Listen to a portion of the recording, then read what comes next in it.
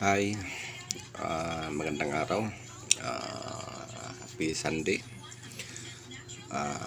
Ako po si Simplesio Camerino na magsishare naman ng isang coins. Isang coins na from the other country. From the other country. Bago sa lahat, shout out sa inyo, sa mga nanonood ngayon. Saan man kayo sa mundo, shout out sa inyo. Lalong-lalo na sa mga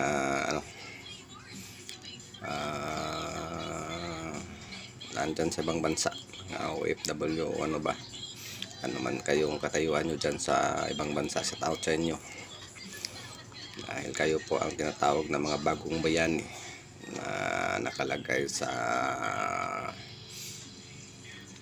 5 piso na nakabutang doon, mga bagong bayani, mga OFW o ano man kayong mga employee o anong katayuan nyo dyan. Dahil kayo po ang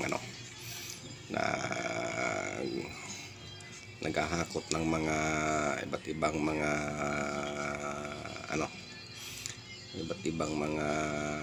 ano bang tawag dyan, ibang pera o ano bang tawag sa pang ibang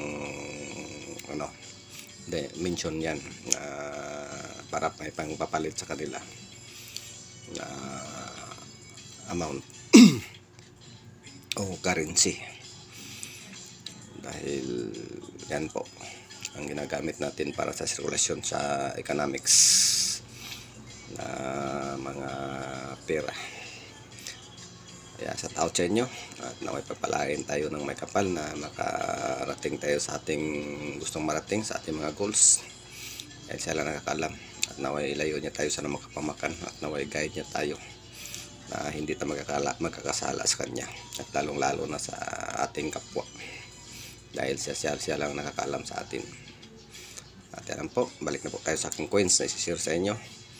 Itong coins na ito ay from the other country o nagmula sa ibang bansa. Anong bansa siya? Nanggaling siya sa Hong Kong. Ito po ay Hong Kong coins, Hong Kong dollars. Yan po ang kanilang mga letters na hindi natin mababasa dahil hindi po tayo nakapag-aral ng Niptongo ba yun o Chinese words ba yun o ano ba yun, parang Chinese o ano bang klaseng letters to. Ito lang tinatranslate nila sa sa American letters o alphabetical letters. Yan po, nakalagay Hong Kong dollars. Parang sa atin, parang hugis niya parang noon ay parang 5 centavo, giring-giring kasi yung 5 centavo na natin noon ay giring-giring, yung nakalagay parang ang imahe parang si Melchor Aquino o sino ba yung bayani na inilagay ng ating mga tagagawa ng mga coins. Kaya ito po ang kanyang hugis, kulay tinatawag ba natin sa giring-giring kasi gurub-gurub ang kanyang gilid, pero may tawag dito na anong tawag dito na kung hexagonal o octagonal o ano ba tong gunal na ito, dahil ang dami na niya. Pila na yung kanyang 1, 2, 1, 2, 3, 4 1, 2, 3, 4, 5, 6, 7, 8, 9, 10, 11, 12 sided na siya. Iwan ko kung alimutan ko kung ano siyang tinatawag na shape ganyang ganyan man noon yun sa aking nagunal siguro. Yan na siguro itong tinatawag na nung nagunal o ano ba na iwan ko lang. At ang kanyang kapal hindi natin masabi ano ba siya, parang siyang 5 ba siya ang kanyang kapal. At yan po ang kanyang reverse o reverse ba, nakalagay dito ay 25 centavo 25 cents kasi sa atin centavo, sa kanila ay 25 cents 25 cents, sorry po, 25 cents, 20 cents pa pala, 20 cents yan po nakasulat. Ano ba tong mata ko? Parang lumalabo na. Hindi kasi ako tumitingin sa number ito kasi parang 20 plus But iwan ko kung ano.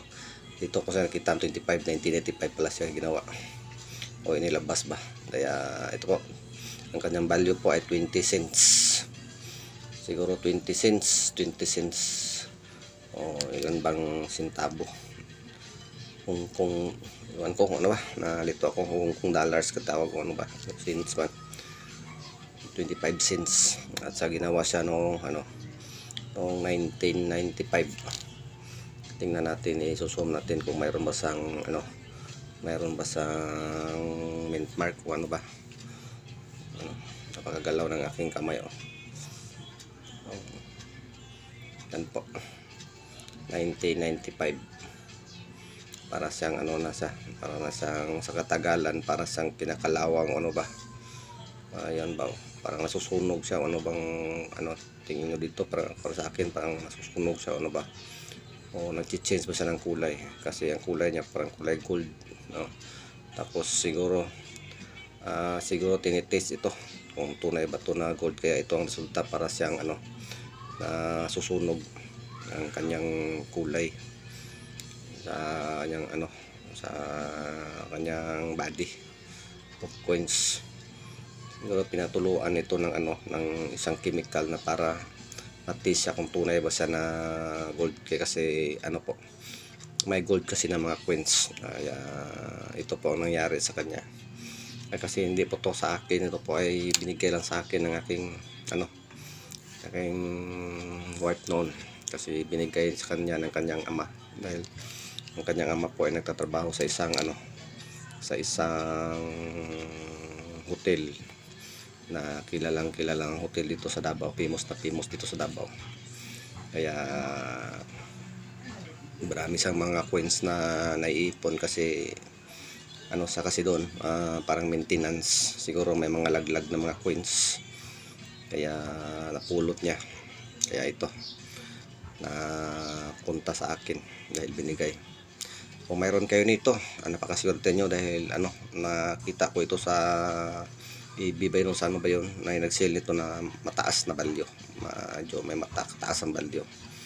Kaya ang swerte natin na nakahawak tayo nito, dahil alam ko darating ang panahon na may maghahanap sa atin ito, o ng mga ibang collectors, kasi ito po ay isang kasaysayan na coins. Kahit maliit lang ang kanyang value, pero sa kanyang maliit lang kanyang face value, pero kasi parang kasaysayan na yun po, parang history, kaya tumataas ang kanyang value.